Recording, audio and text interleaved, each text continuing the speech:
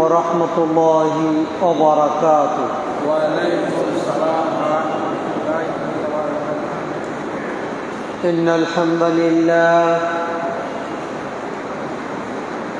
الحمد لله نحمده ونستعينه ونستغفره ونؤمن به ونتوكل عليه ونعوذ بالله من شرور أنفسنا ومن سيئات أعمالنا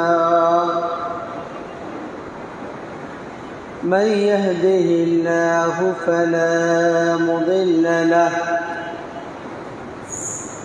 ومن يضلل فلا هادي له وأشهد أن لا إله إلا الله وحده لا شريك له وأشهد أن محمدًا عبده ورسوله أما بعد فإن خير الحديث كتاب الله وخير الهدي هدي محمد صلى الله عليه وسلم وشر الأمور محدثاتها وكل محدثة بدعة وكل بدعة ضلالة وكل ضلالة في النار. قال الله تعالى في كلامه المجيد: أعوذ بالله من الشيطان الرجيم.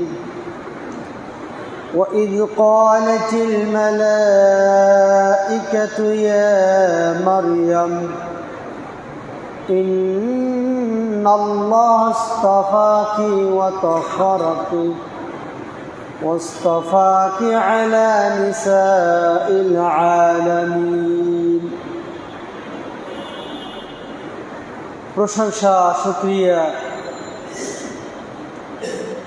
রব্বুল আলামিন আল্লাহ তাআলার দরবারে জানাচ্ছি যে রব্বুল আলামিন আমাদেরকে আজকে সাপ্তাহিক সহিহুল বুখারী দার্সে অংশগ্রহণ করার সুযোগ তৌফিক দিয়েছেন। শুকরিয়া আদায় করি আলহামদুলিল্লাহ। সালাত ও সালাম বর্ষিত হোক বিশ্ব মানবতার মুক্তির দূত সাইয়্যিদুল মুরসালিন রাহমাতুল লিল আলামিন, সর্বকালের সর্বযুগের সর্বশ্রেষ্ঠ নবী ও রাসূল নবী মুহাম্মদ মুস্তাফা সাল্লাল্লাহু আলাইহি ওয়াসাল্লাম। অতঃপর আমরা ধারাবাহিকভাবে আলোচনা শুনছিলাম হাদিসের পাতা থেকে নবীদের কাহিনী, নবীদের ঘটনাবলী। আজকে যে বিষয়টি জানব সেখানে দুইটি পাঠ থাকবে। একটি পাঠ হচ্ছে লটারির বিধান, 2 নম্বর হচ্ছে নারী অধিকার। আল্লাহ তাআলা ঘোষণা করছেন যে ওয়াইদ ক্বালাতিল মালাইকা, যখন ফেরেশতারা বলল মারিয়াম আলাইহিস সালামের কাছে গিয়ে, ইয়া মারিয়াম, হে মারিয়াম, ইন্নাল্লাহা, নিশ্চয় আল্লাহ তাআলা, ইস্তফাকে, তোমাকে নির্বাচন করেছেন, মনোনীত করেছেন, চয়ন করেছেন, ওয়াতাহহারাকি, আল্লাহ তাআলা তোমাকে পুত ও পবিত্র করেছে, দোষমুক্ত করেছেন, ওয়াস্তাফাকি আলা নিসাইল আলামিন, বিশ্বে যতগুলো নারী এসেছে এই নারীদের উপর তোমাকে আলাদা একটা শ্রেষ্ঠত্ব মর্যাদা দান করেছেন। সুবহানাল্লাহ। সুতরাং ইয়া মারিয়াম উকনুতি লিরাব্বিক, তুমি তোমার রবের প্রতি সন্তুষ্ট হও, চক্ষুকে শীতল করো। তোমার রব যে তোমাকে বিশ্ববাসীর উপর শ্রেষ্ঠত্ব মর্যাদা দিয়েছে, এই জন্য ওয়াসজুদি, তুমি আল্লাহর জন্য সালাত সিজদা আদায় করো। ওয়ারকাই মা'আর রাকিঈন, যারা রুকু করে তাদের সাথে রুকু করো, মানে ইবাদত করো। যালিকা মিন আনবাইল গায়ব।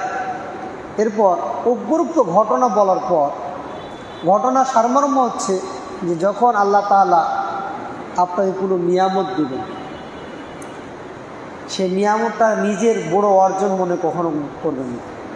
যে আল্লাহ তাআলার আমি নগণ্য বান্দা, যেটার হক, যেটা পাওয়ার যোগ্যতা আমার নেই, কিন্তু আল্লাহ তাআলা আমাকে এটা দিয়ে নির্বাচিত করেছেন, মনোনীত করেছেন, আমাকে শ্রেষ্ঠত্ব দিয়েছেন, মর্যাদাশীল করেছেন। এমতো অবস্থায় যত বেশি নিয়ামত পেবেন তত বেশি আল্লাহর ইবাদতে মনোনিবেশন করতে হবে। যখনই আপনার সম্পদে বরকত এসেছে, সিজদায় পড়ে যান, দোয়া করেন, দান খয়রাত করেন, আল্লাহ তাআলা আপনার অঢেল সম্পদের মালিক বানিয়ে দিবেন। সুবহানাল্লাহ। আপনি চিন্তা করেন, মারিয়াম আলাইহিস সালামের মা মারিয়াম আলাইহিস সালামের জন্য দোয়া করেছেন, আল্লাহ আমার গর্ভে যেটা আছে আমি তোমার জন্য কে মান্নত করলাম, তোমার খেদমতে দিব। তিনি মনে করছিলেন আমার একটা সন্তান হবে, পুত্র সন্তান, যাকে মসজিদের খাদেম বানাবো। যখন ভূমিষ্ঠ হলো তখন তিনি বলেন, ইয়া আল্লাহ, আপনার কাছে আমি চাইলাম একটা পুত্র সন্তান, আপনি তো আমাকে কন্যা সন্তান দিলেন, আর কন্যা তো পুত্রের মতো নয়। আল্লাহ বললেন, ও ইব্রাহিম, তুমি যেটা নিয়ত করেছিলেন সেই কাজে তুমি মারিয়ামকে ব্যবহার করো। বরকত দেওয়ার মালিক কে? হেফাজত করার মালিক আমি। মান্যত অনুযায়ী মারিয়াম আলাইহিস সালামকে মসজিদের খেদমতের দায়িত্ব দিয়ে দিলেন। সেখানে গিয়ে ফেরেশতার সাথে সাক্ষাৎ হলো, কেমন মর্যাদা দিচ্ছেন! আল্লাহু আকবার, আল্লাহু আকবার। যেটা ইম্পসিবল, যার বিয়েই হয় নাই, কুমারী মানুষ, পুরুষ ছাড়া তার গর্ভে সন্তান আসা, আবার সেই সন্তান মায়ের কোল থেকে, মায়ের পক্ষ থেকে প্রতিবাদ করে অভিযোগকারীদেরকে প্রতিউত্তর করেছে। সুবহানাল্লাহ, কত মর্যাদা বানিয়ে দিয়েছে। শুধু এতটুকুই না, এই সন্তানকে আল্লাহ তাআলা নবী বানিয়ে দিয়েছেন। সুবহানাল্লাহ। কিসের কারণে? ইয়া মারিয়াম উকনুতি লিরাব্বিক ওয়াসজুদি ওয়ারকাই মা'আর রাকিঈন, যারা রুকু করে সিজদা করে এদের কাতারে যাও, যেহেতু আমি তোমার সম্মান বাড়িয়ে দিয়েছি। এই জন্য আপনি এমপি হয়েছেন, মন্ত্রী হয়েছেন, কমিশনার হয়েছেন, চেয়ারম্যান হয়েছেন, মসজিদে বেশি আসতে পারে, কারণ আল্লাহ তাআলা আপনাকে এটা দিয়েছে। এই সম্মান যদি বাড়াতে চান, আপনাকে এখানে আরও আসতে হবে। সেখানে শুধু এখানেই শেষ না। মারিয়াম আলাইহিস সালাম একজন মহিলা মানুষ, সচরাচর বাইরে যেতে পারবে না, তার ইবাদতখানায় খাবার সর্ব করা দরকার আছে। মারিয়াম আলাইহিস সালাম, আপনি চিন্তা করেন, এখন মসজিদে যারা খাদেম, এদের জন্য বাইরের ভিআইপি লোক, তাদের খেদমত করার জন্য কেউ নিয়োজিত আছে? আমাদের যে মসজিদের মুয়াজ্জিন যারা খাদেম, এরা তো সমাজের এখন নগণ্য মানুষ, অবহেলিত মানুষ। আর আল্লাহ তাআলা এই মারিয়াম আলাইহিস সালামের জন্য কে খেদমত করবে প্রতিযোগিতা করা হয়েছে, লটারি করা হয়েছে। মর্যাদা বাড়িয়ে দিয়েছে। নবী জাকারিয়া আলাইহিস সালাম নিজেই কি করেছেন? লটারিতে তার নাম নির্বাচন করে মারিয়াম আলাইহিস সালামের খেদমতে লাগিয়েছে। সুবহানাল্লাহ, সুবহানাল্লাহ। তাহলে আপনি যদি আল্লাহর জন্য হয়ে যান, আল্লাহ আপনার জন্য হয়ে যাবে। সম্মানের ক্ষেত্রে, রিজিকের ক্ষেত্রে, আপনার চাকরির ক্ষেত্রে, আপনার প্রশাসনের ক্ষেত্রে, সব কিছুতে আল্লাহ তাআলা সাপোর্ট আসবে। এরপরে আল্লাহ তাআলা বলছেন, যালিকা মিন আম্বাইল গায়ব নুহিহি ইলাইক। ও মুহাম্মদ সাল্লাল্লাহু আলাইহি সাল্লাম, আমি এই যে খবরগুলো বললাম, মারিয়ামের কথা, ফেরেশতাদের কথা, এটা তো অনেক আগের খবর, এটা তো তোমার কাছে নেই, এটা আমি ওহী করে তোমাকে জানাচ্ছি। সেটা কি? ওয়ামা কুনতা লাদাইহিম ইদ ইলকুনা আকলামাহুম, যে তোমাকে এমন একটা খবর বলবো যে খবর সম্পর্কে তুমি অবগত নও। সেটা কি?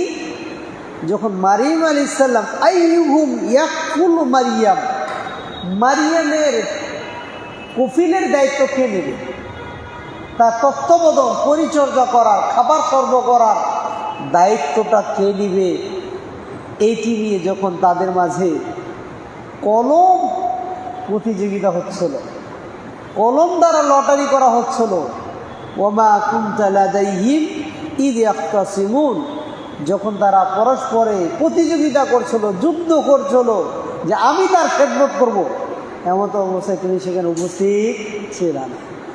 তার মানে এখানে বোঝা গেল যে লটারি করা জায়েজ আছে। আর প্রশ্ন হচ্ছে যে উস্তাদজি আপনারাই তো বলেন লটারি হারাম,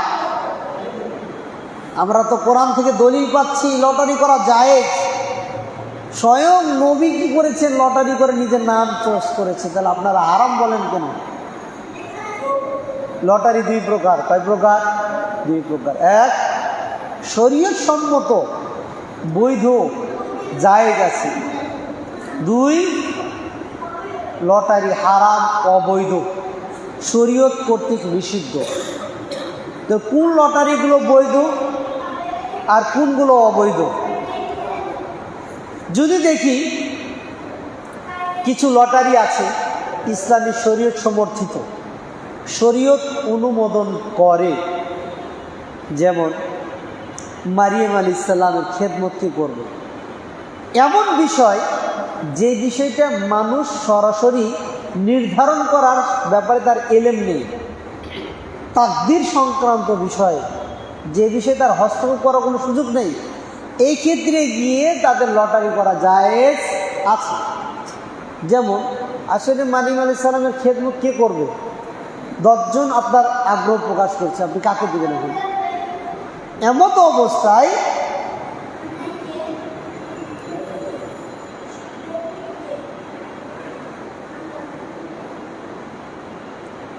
অবস্থায় লটারি করা জায়েজ আছে। যেমন ইউনূস আলাইহিস সালাম যখন নৌকাতে উঠলেন, নৌকা ডুববে ডুববে ভাব, তারা বলল নৌকা থেকে কয়েকজনকে নামাই দাও। কারে নামাবো? কেউ কিন্তু নামতে চায় না,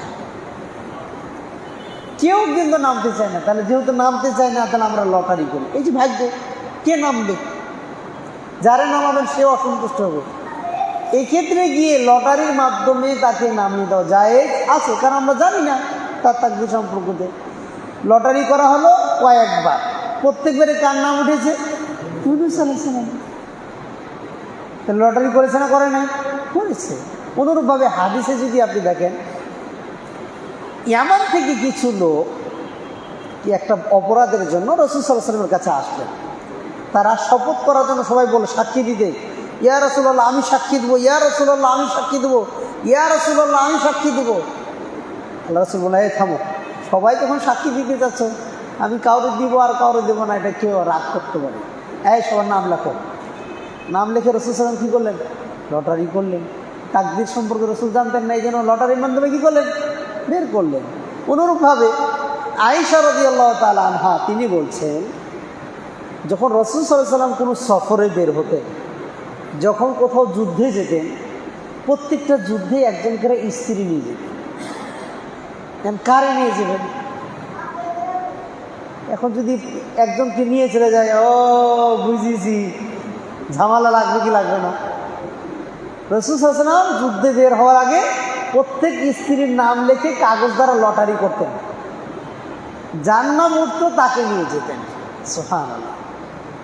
তাহলে এই সকল কাজের ক্ষেত্রে লটারি করা কি আছে? জায়েজ আছে।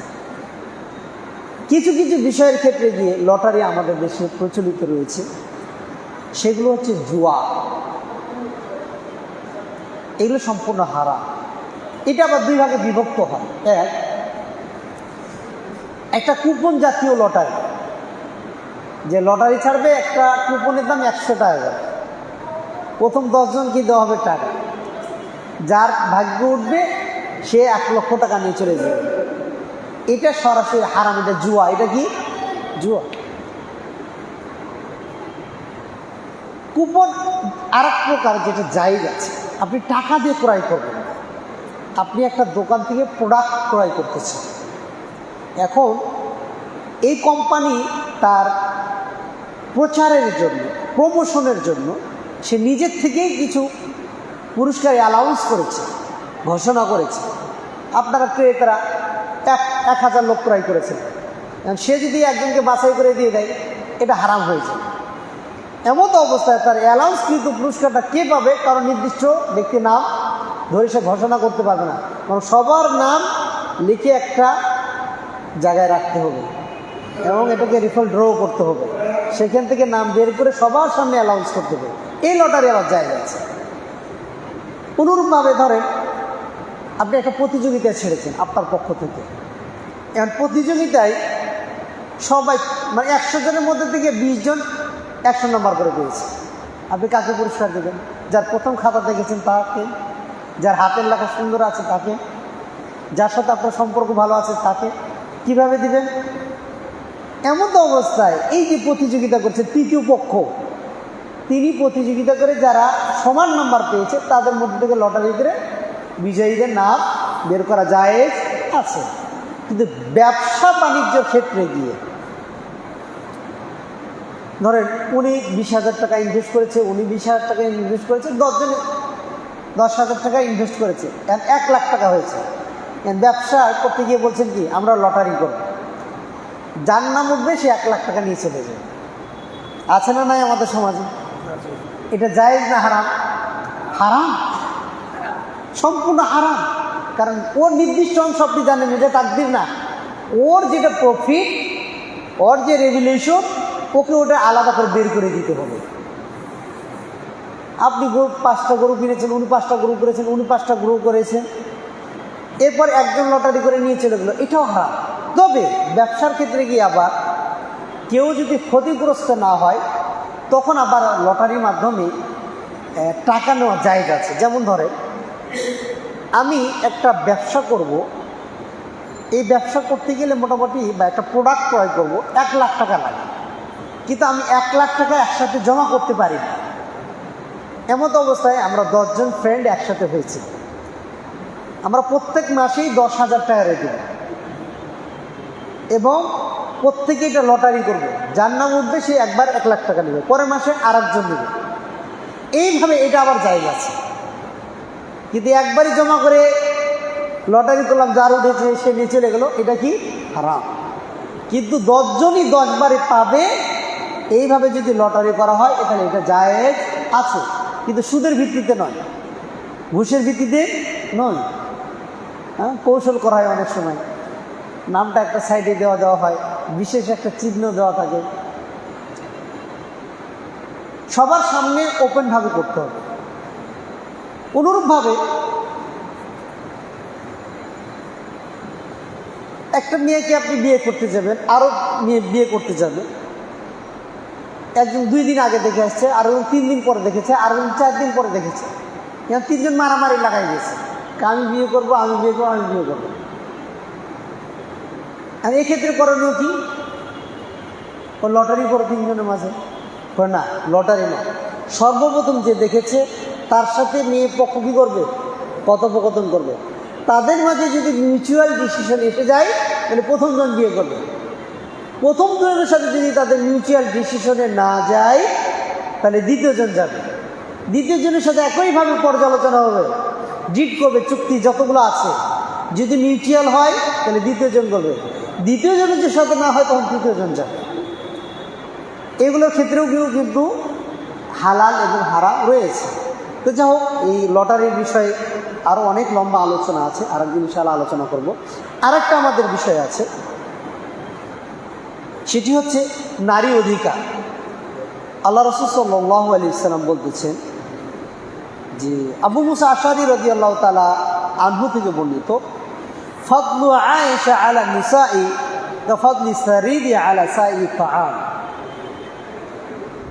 আয়েশা রাদিয়াল্লাহু তাআলা আনহা এর মর্যাদা নারীদের মধ্যে কেমন, খাদ্যের মধ্যে সর্বশ্রেষ্ঠ খাদ্য যেমন সারিদ বা আপনার রুটি এবং গোস্তের ঝোল মিশিয়ে যেটা খাওয়া হয়, সারিদ এটাকে বলা হয়।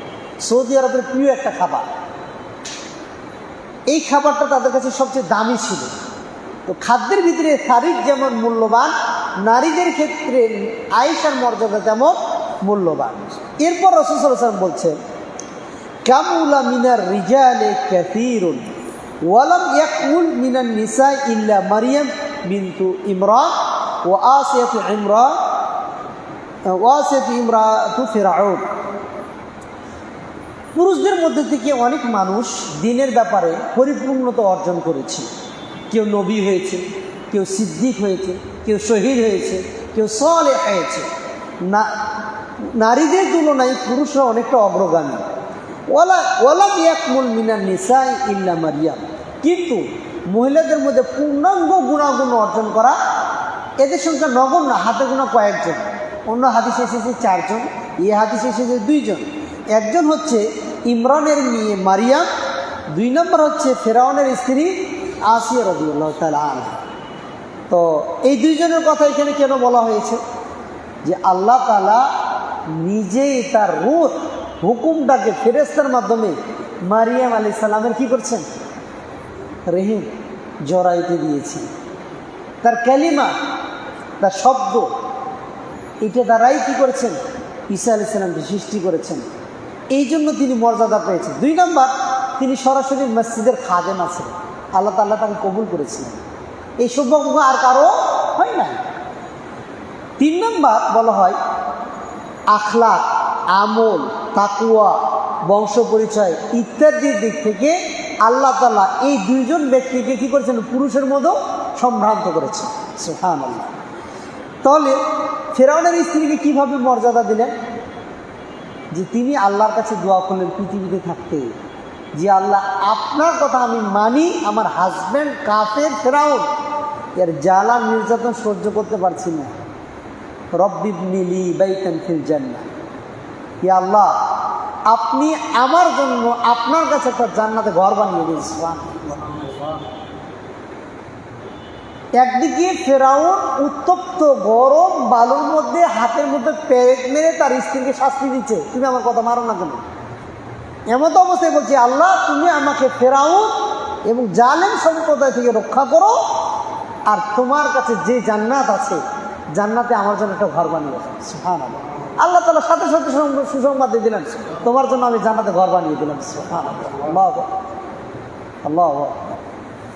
আপনি শুধু আল্লাহর কাছে চান, কত কষ্টে আছেন। আইয়ুব আলাইহিস সালামের চাইতে বেশি রোগ আক্রান্ত হয়ে আছেন, ইউনূস আলাইহিস সালামের মতো পানির নিচে ডুবে আছেন, ইব্রাহিম আলাইহিস সালামের মতো আপনাকে আগুনে নিক্ষেপ করা হয়েছে, ফিরআউনের স্ত্রী আসিয়া রাদিয়াল্লাহু তাআলা আনহা তার মতো কি উত্তপ্ত বালুর মধ্যে রেখে আপনাকে শাস্তি দেওয়া হয়েছে? আপনাকে কি বিলাল রাদিয়াল্লাহু তাআলা আনহু এর মতো বিশাল পাথর চেপে বুকের মধ্যে দিয়ে দেওয়া হয়েছে? আপনি তো অল্প বিপদ আছে, আপনি আল্লাহকে ডাকেন না কেন? আল্লাহ তো আপনার জন্য রেডি।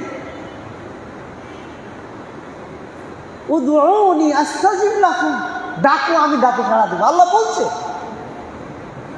এবং কি আল্লাহ তাআলা আপনার প্রতি এতটা দয়াবান, এতটা রহমতশীল, আপনি চাচ্ছেন না আল্লাহ আপনার তাআলা সিংহাসন আর আরশ থেকে আপনার দুনিয়া আসমানে চলে আসেন।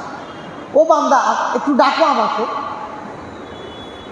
রিক্সা চড়েছ, আওয়াজ বেল বাজে, তুমি স্মরণ করতে পারছো না। বাসে উঠে আছে, স্মরণ করতে পারছো না। দোকানে বসে আছে, স্মরণ করতে পারছো না। ব্যবসা, বান্দা তুমি যেন আমার সাথে নিরিবিলি কথা বলতে পারো, সব নিস্তব্ধ, আমি আর তুমি নির্জনে কথা বলবো। আছো, ক্ষমা চাও, ক্ষমা করে দেবো। রিজিক চাও, রিজিক দিব। রহমত চাও, রহমত দিব। হালবি মুস্তাগফির, কি আছে ক্ষমা চাইবে, আমি ক্ষমা করে দেবো। আল্লাহ আল্লাহ তাআলা আপনার কাছে আসেন, এবং কি আপনি না চাইলে আল্লাহর অসন্তুষ্ট হয়। তাহলে আপনি ডিপ্রেশনে, হতাশায় কেন যাচ্ছেন? আল্লাহ তো রেডি হয়ে আছে। এই জন্য রিজিকের পিছিয়ে না ছুটে রাজ্জাকের পিছনে ছুটে। আপনি যদি রাজ্জাকের পিছনে ছুটেন, রিজিক আপনার পিছনে ছুটবে। আপনার সম্পদ, ব্যবসা বাণিজ্য ভালো যাচ্ছে না, আপনি ছুঁয়ে দেন না কেন? দোকান বন্ধ, 1 ঘন্টা আপনার দোকান বন্ধ, আমি 1 ঘন্টা আমার দোকানে কোরআন তেলাওয়াত করবো। আল্লাহ, এর বদৌলতে তুমি আমাকে বরকত দাও। আল্লাহ, আমার কাস্টমার লাগবে না, আমার দোকানে যদি একটা কাস্টমার নাও আসে, আল্লাহ তুমি আমার কোটি কোটি টাকা দিতে পারো। এই আকীদা বিশ্বাস নিয়ে দোকান খুলেন না কেন? আপনার অন্যের দোকানে বেশি হচ্ছে ব্যবসা, আপনি কিন্তু হতাশ হয়ে যাচ্ছেন। চলে যান, আজান হয়ে গেছে, আপনি মার্কেটটা বন্ধ করে দেন, ওখানে বড় করে লেখা দেন নামাজের জন্য বন্ধ। আপনি চিন্তা করছেন কেন? সৌদি আরবের দোকানগুলো দেখেন না, আপনারা গেছেন না? আজান হয়ে গেছে, তালাও মারে না, দোকানও লাগায় না, এমনি ফ্রি চলে গেছে সবাই। আমি সৌদি আরবের ইতিহাস এমনও শুনেছি আমাদের ওস্তাদের মুখ থেকে, এমন একটা সময় ছিল হাজিরা এই যে দেশ থেকে ছাতু বেঁধে নিয়ে যেত। আগে তো এরকম হোটেল ছিল না, রেস্টুরেন্ট ছিল না, খাবারের ব্যবস্থা ছিল না। এই ছাতু তারা পানি দেশ মাখিয়ে বানিয়ে তারপরে খেত। এই ছাতুগুলো সৌদি আরবের লোকেরাও একসময় কেড়ে খেয়েছে হাজিদের কাছ থেকে। এই ছাতুর কারণে হাজিদেরকে হত্যাও করা হয়েছে, এমন ছিল একটা পরিবেশ। আমাদের ওই ইতিহাসের ওস্তাদদের এমনও গল্প শুনেছি, তারা বলেছে যে আমরা 5 বছরে উটের গোস্ত কি এটা আমরা চোখে দেখিনি। আল্লাহ তাআলা দিয়েছে না তেলের খনি, স্বর্ণের খনি, বরকত। আল্লাহ কখন কাকে কিভাবে দিবে বলা যায় না। একসময় বাগদাদ, একসময় ইন্ডিয়া, ভারত মুসলমানদের ব্যবসার বড় বড় কোম্পানি ছিল। একসময় ইয়ামানে ছিল, একসময় সিরিয়াতে ছিল, একসময় মিশরে ছিল। এখন মিশরে দেখেন হাহাকার চলতেছে। একসময় লিবিয়া ছিল, লিবিয়া হাহাকার চলতেছে। এগুলো ভ্রাম্যমান, এগুলো আল্লাহ নিয়ন্ত্রণ করেন। কাকে কখন কোন জায়গায় বরকত দিবে এটা বলা যায়। উমর বিন আব্দুল আজিজ রাদিয়াল্লাহু তাআলা আনহু, তার জামানায় বলা হয় যে যাকাত কাকে দিবে এই লোকটা পাওয়া যেত না। তো আপনি যদি আল্লাহর জন্য হয়ে যান, আল্লাহ আপনার জন্য রেডি হয়ে আছে, দেওয়ার জন্য রেডি হয়ে আছে। আর আল্লাহ ধনভাণ্ডার থেকে যদি আপনাকে দেয়, আল্লাহর কতটুকু ক্ষতি হবে? ক্ষতি তো নাই, কিচ্ছু নাই। মহাসমুদ্রে একটা সুই পরিমাণ, সুই ডুবালে সুইয়ের সাথে যে পানি আসে, এর পরিমাপ করা যাবে কতটুকু কমেছে? এর যে কোনো কিচ্ছু কমবে না, পুরো পৃথিবী যদি দিয়ে দেয়। আল্লাহ। এরপরে মহিলাদের কথা বলা হচ্ছে যে মহিলারা কেবলমাত্র 4 জন পরিপূর্ণতা অর্জন করেছে। মারিয়াম আলাইহিস সালাম, আসিয়া রাদিয়াল্লাহু তাআলা আনহা, খাদিজা রাদিয়াল্লাহু তাআলা আনহা আর ফাতেমা রাদিয়াল্লাহু তাআলা আনহা। এই 4টা বর্ণনা এসেছে। কোনো কোনো রিওয়ায়াতে আয়েশার কথাটা এসেছে। কারণ কি? নারীদের সর্দার জান্নাতে কি হবে? ফাতেমা রাদিয়াল্লাহু তাআলা আনহা। আল্লাহ রাসূল সাল্লাল্লাহু আলাইহি সাল্লামের সেই সময় বিপদের মুহূর্তে সবচেয়ে অর্থনৈতিক ফিনান্সিয়াল সাপোর্ট কে দিয়েছিল? খাদিজা রাদিয়াল্লাহু তাআলা। এর একটা মর্যাদা রয়েছে। এরপরও রাসূল সাল্লাল্লাহু আলাইহি ওয়াসাল্লাম বলছেন, কামুলা মিনার রিজালি কাসীরুন, ধর্মের ব্যাপারে পুরুষরা বেশি পরিপূর্ণতা অর্জন করেছে, নারীরা স্বল্প সংখ্যক। কারণ পুরুষরা নবী হয়েছে, পুরুষরা যুদ্ধের কমান্ডার হয়েছে, পুরুষরা দেশের নেতৃত্ব দিয়েছে, পুরুষরা সমাজ নিয়ন্ত্রণ করেছে, পুরুষরা পরিবার নিয়ন্ত্রণ করে যাচ্ছে। আর রিজালু কাওয়ামুনা আলা নিসা, নারীদের নিয়ন্ত্রণ করবে পুরুষরা। কিন্তু বড় আফসোসের বিষয় হচ্ছে আজকে নারী কমিশন নামে একটা কমিশন খুলে নারীদেরকে এতটা অপমানিত, লজ্জিত করেছে, আজকে আমরা খুবই এর জন্য আমরা নিজেরা লজ্জিত। আচ্ছা বলেন তো, যে নারীর সম্মান রক্ষার জন্য পুরো দায়িত্বটা এটা পুরুষকে দিয়েছে, আল্লাহ রাসূল সাল্লাল্লাহু আলাইহি ওয়াসাল্লাম বলছেন, আর নিকাহু নিসফুল ঈমান, বিবাহ করা ঈমানের অর্ধেক। বিবাহ করা ঈমানের অর্ধেক। তো আপনি চিন্তা করছেন তাহলে 2টা বিয়ে করলে তো মুমিন হয়ে গেলাম। এই হাদিসের উদ্দেশ্যটা কি? এই হাদিসের উদ্দেশ্য হচ্ছে একজন পুরুষ একটা নারীকে বিয়ে করা মানে কি, ওই নারীর জান্নাতে যাওয়ার জন্য যতগুলো ঈমান দরকার তাকে সম্পূর্ণ বাস্তবায়ন করতে হবে। এই জন্য বিবাহকে ঈমানের অর্ধেক বলা হয়েছে। সে নামাজ পড়ছে কিনা, সে পর্দা করছে কিনা, সে তার সন্তানের খবর নিচ্ছে কিনা, তার পরিবারের খরচ বহন করতেছে কিনা, এই জন্য এটাকে ঈমানের অর্ধেক বলা হয়েছে। আজকে নারী হয়ে একজন নারীকে কেমনে করে বলতে পারে আমরা যৌনকর্মীর অনুমোদন চাই? লা হাওলা ওয়ালা কুওয়াতা ইল্লা বিল্লাহ। যে অনুমোদন যাচ্ছে তাকে আগে বলেন যে তোমাকে আমরা অনুমোদন দিলাম, তো যাবে? ওর মেয়েটাকে দিবেও? নিজেদের সম্মানের জন্য তারা বলতে পারতো বাংলাদেশে যতগুলো প্রস্টিটিউট আছে, পতিতালয় রয়েছে, যে সকল নারীদেরা এখনো অর্থ অভাবের কারণে এই যৌন কর্মের সাথে লিপ্ত আছে, সরকারের কাছে আমরা আবেদন জানাই বাংলাদেশের উন্নত যে জায়গাগুলো আছে প্রত্যেকটা জায়গায় এদেরকে চাকরি দিতে হবে, এদের প্রশিক্ষণের ব্যবস্থা করতে হবে, এদের সুশিক্ষার ব্যবস্থা করতে হবে। সরকারের কাছে এই আবেদন তারা জানাবে। এই আবেদন না জানিয়ে বলছে এদেরকে আমরা যৌনকর্মী অধিকার চাই। একটা বিষয় চিন্তা করতে পেরেছে বর্তমান সমাজ কোন জায়গায় গিয়েছে? আমি মোহর দিয়ে বিয়ে করলাম, আমি ওই নারীটাকে আমার ঘরে রাখলাম, আমি তার পোশাক দিলাম, আমি তার খাওয়ালাম, আমার দৈহিক চাহিদা মেটানোর জন্য তার কাছে যাব, এটা চাইতে গেলে নাকি বলে এটা ম্যারিটাল রেপ, বৈবাহিক ধর্ষণ। এটা কি হলো? আপনি ধরেন ব্যাংকে টাকা রেখেছেন, ব্যাংকের ম্যানেজার কাছে গিয়ে বললেন ভাই আপনি আমার টাকাটা ফেরত দেন, আপনি চোর, আপনাকে টাকা, আপনাকে বললো, আপনি কি বলবেন ভাই?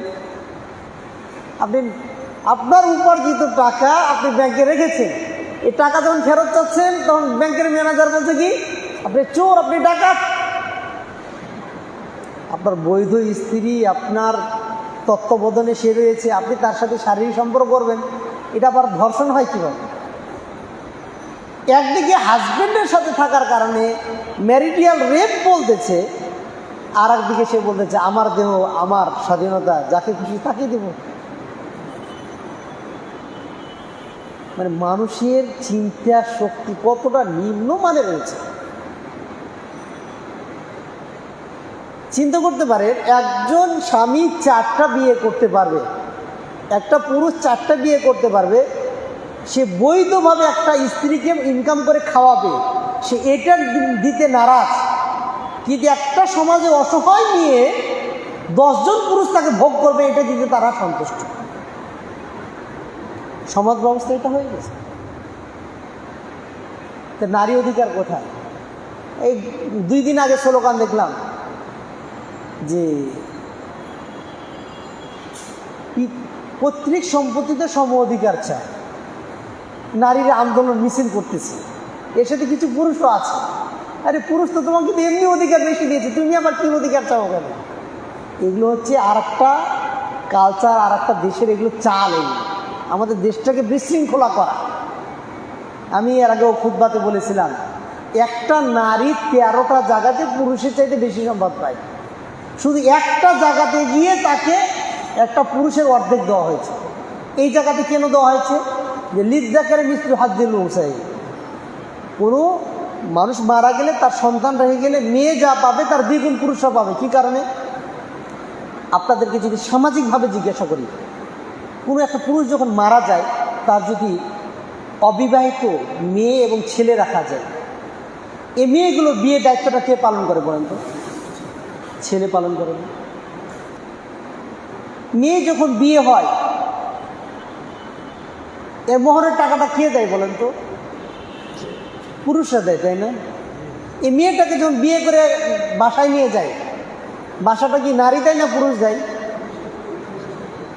এই খাওয়া দাওয়ার আয়োজন কে করে বলেন তো? আপনি যে মেয়েটাকে মোহর দিলেন 5 লাখ টাকা, এই 5 লক্ষ টাকা থেকে এই 1 টাকা ব্যবহার করার স্বামীর জন্য অনুমতি আছে? নেই।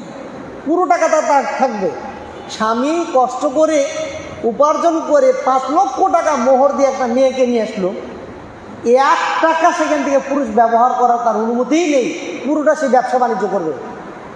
উপরন্তু এই স্ত্রীকে ঘরে নিয়ে এসে তার পোশাক, তার খাবার, তার চিকিৎসা, তার শিক্ষা, তার বিজনেস আরও ইত্যাদিতে ইনভেস্ট করবে কে? পুরুষ। যদি সমান সমান করে দেওয়া হয়, ঠিক আছে আজকে আমরা বাজারে যাব, তুমি 10 কেজি চাল কিনবে, আমি 10 কেজি চাল কিনবো, তুমি 10 কেজি মাছ কিনবে, আমি 10 কেজি মাছ কিনবো, আমি দুই মনের বস্তা মাথায় নিব, তুমিও 2 মনের বস্তা মাথায় নিবা। রিক্সাওয়ালারা যদি বলে আজ সমান অধিকার, আমিও রিক্সা চালাবো, তুমিও রিক্সা চালাবা, দেশের কি হবে? পারবে? আল্লাহ তাআলা তাদেরকে এইভাবেই সৃষ্টি করেছে, আল্লাহ তাআলা এইভাবেই তাদেরকে সৃষ্টি করেছে। এই জন্য ইসলাম নারীদেরকে যতটুকু মর্যাদা দিয়েছে, এটা যদি তারা ফলো করে, পৃথিবীতে সবচেয়ে সম্মানিত নারী তারাই থাকবে, যেমন নবী মুহাম্মদ সাল্লাল্লাহু আলাইহি ওয়াসাল্লামের জামানায় ছিল। কিন্তু আমরা কোরআন না বোঝার কারণে, কোরআন না পড়ার কারণে, নারীদের যে অধিকার আছে এই অধিকার সম্পর্কে সচেতন না থাকার কারণে তারা শুধুমাত্র একটা জায়গাতে আটকে আছে, ওই নারী পুরুষ সম অধিকার। আসলেই নারী পুরুষ সম অধিকারের অন্তরালে নারী অধিকার হরণ করা হয়েছে, নারীদেরকে সম্মান দেওয়া হয়নি। আচ্ছা আপনাদেরকে যদি বলি, আমেরিকা কত বছর থেকে তারা স্বাধীন হয়েছে? ধরেন 400 বছর থেকে তারা এইভাবে চলে আসছে। এই 400 বছরে একটা নারী দেখান তো ওই দেশে প্রধানমন্ত্রী হয়েছে আছে? তাহলে তারা কি নারীদের অধিকার দিতে পেরেছে? আপনি কি মনে করতেছেন ওই দেশের রাস্তাঘাট উন্নত, এটা দ্বারা নারী উন্নত? যে দেশে স্বামী স্ত্রী একই অফিস থেকে চাকরি করার পর একটা রেস্টুরেন্টে যায়, স্বামীর বিল স্বামীকে দিতে হয়, স্ত্রীর বিল স্ত্রীকে দিতে হয়, স্ত্রী তার বয়ফ্রেন্ড নিয়ে আর একটা কেবিনে খাচ্ছে, স্বামী আর এক জায়গায় বসে রয়েছে, এটা কি আপনি সুন্দর বলছেন? যে বাসাটার টাকা দিয়ে স্বামী তৈরি করে রেখেছে, ওই জায়গায় নারী অধিকারের জায়গায় নারীকে স্বাধীন বানাতে গিয়ে আর একটা বয়ফ্রেন্ডকে নিয়ে এসে স্বামীর ঘরে বসে আছে, স্বামী কিছু বলতে গেলে স্বামীর বিপক্ষে মামলা করে গুলি করে হত্যা করা অনুমোদন আছে, এটাকে আপনি স্বাধীনতা বলছেন? এটাকে আপনি নারী মর্যাদা বলতেছেন? বরং আর তারা নারীদেরকে অবহেলিত করেছে। ইসলাম নারীদেরকে মর্যাদা দিয়েছে। যাই হোক, অনেক আলোচনা ছিল। আল্লাহ তাআলার কাছে দোয়া করি আমাদের মা বোন যারা ভুল পথে আছে, আল্লাহ তাআলা তাদেরকে কোরআন এবং হাদিস অনুযায়ী বোঝার তৌফিক দান করুন, আমিন। আমরা সরকারকে বলবো, যারা এই ধরনের আবেদন জানাচ্ছে, এর না যৌনকর্মী, সম অধিকারের নাম, নারী কমিশনার, যারা ইসলামী বিশেষজ্ঞ আছে, স্পেশালিস্ট, আপনি তাদের কাছে যান, তাদের মাধ্যমে নারীদের কি কি অধিকার আছে আপনি সেটা নিশ্চিত করেন। আমরা আপনার পক্ষে আছি, কিন্তু যেটা ইসলাম সামর্থ করে না সেটাকে আপনার নারী কমিশনের নামে অনুমোদন করবেন, আমরা এর পক্ষে নেই। আপনি তাদের মর্যাদার জন্য, আরও সুশিক্ষা করার জন্য আপনি তাদের জন্য আলাদা ভার্সিটি করে দেন, আলাদা ব্যাংক ব্যবস্থা করে দেন, আরও উন্নত চাকরি ব্যবস্থা করে দেন, আমরা এর সাথে একমত। কিন্তু কোনো যৌনকর্মী, সম অধিকার, তারপরে আরও যেগুলো জিনিস রয়েছে, এগুলো যেন সমাজে বাস্তবায়ন না হয়, এই ব্যাপারে আপনার কাছে আমরা উদাত্ত জোরালো দাবি জানাচ্ছি। আল্লাহ তাআলা আমাদের সবাইকে ভালো রাখুন, আমিন। আকুলু কওলি হাযা আস্তাগফিরুল্লাহ লি ওয়া লাকুম ওয়া লিসাইরিল মুসলিমিন ফাস্তাগফিরুহু ইন্নাহু হুয়াল গফুরুর রাহিম। সুবহানাকাল্লাহুম্মা ওয়া বিহামদিকা আশহাদু আল্লা ইলাহা ইল্লা আনতা আস্তাগফিরুকা ওয়া আতুবু ইলাইক। আসসালামু আলাইকুম।